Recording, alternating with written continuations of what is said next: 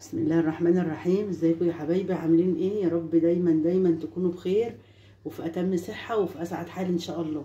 النهارده هنعمل مع بعضينا صينيه فراخ كده جميله هتعجبكم وسهله جدا جدا جدا. انا شغلت على النار اهو معايا هي دلوقتي. انا لا حاطه لا سمن ولا زيت ولا توابل ولا اي حاجه. اول حاجه معايا هنحط البصل بتاعنا اهو اهو.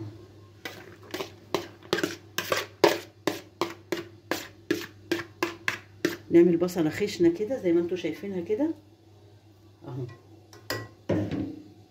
نحط معلقه ملح كبيره،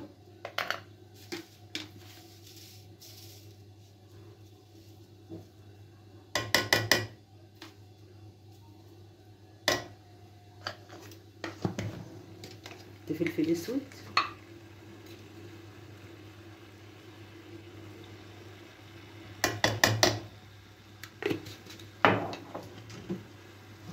نحط بهارات اهي،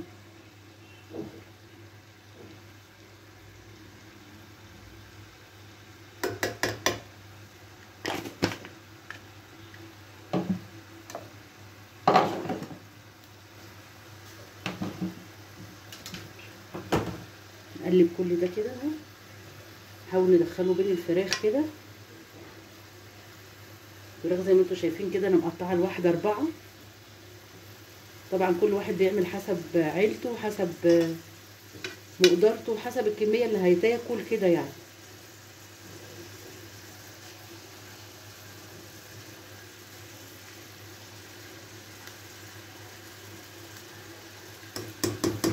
سهله، في 10 دقايق بالظبط هتعملي احلى صينيه فراخ بالبصل وحاجه كده ما شاء الله فاخر من الاخر. نحط بقى معلقه صلصه برضو،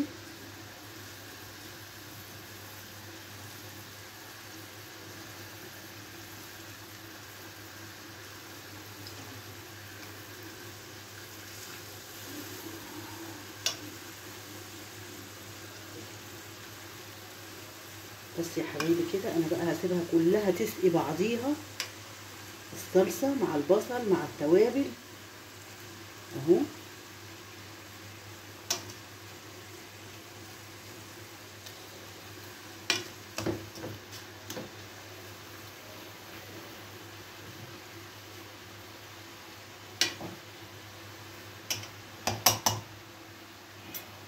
تطلع كأنها طاجن، كأنها طاجن طاجن فراخ بالبصل، حاجة كده جميلة. هغطيها بقى واسيبها كده مع نفسها قيمة نص ساعة وارجع لها تاني. ادي يا حبايبي عملنا الله اكبر الله اعظم دومك يا رب. استوت الوراك بتاعتنا او الفراخ بتاعتنا. ممكن تعملي الوراك بنفس الطريقة بس دي فراخ. بسم الله ما شاء الله استوت وبقت جميلة جدا. رحت دهنة وشها معلقه صلصه تاني ودخلتها الفرن، طلعت بالشكل الجميل ده. بسم الله ما شاء الله مستويه مفيش بعد كده. بصوا اللهم صل على النبي، بصوا عامله ازاي اهي، حاجه كده ما شاء الله فاخر من الاخر. تاكلوها يا رب وتتهنوا بيها. بصوا لازم طبعا ادوق، ما شاء الله جميله. اللهم صل على النبي. وما خدتش وقت خالص خالص. لو عندك عزومه، حد جالك على غفله، جايه من شغلك ومستعجله، كل ده بسرعه بسرعه بسرعه وما خدتش مننا اي حاجه. بصوا ما شاء الله تبارك الله. اللهم صل على النبي، اللهم صل على رسول الله، اللهم صل وسلم وبارك عليك يا حبيبي يا رسول الله. حاجه كده هي بتتكلم عن نفسها يا جماعه. صحه وهنا يا رب، واحلى لايك من ايديكم لاختكم ام يوسف. تعالوا كلوا معانا بقى. والسلام عليكم ورحمه الله وبركاته.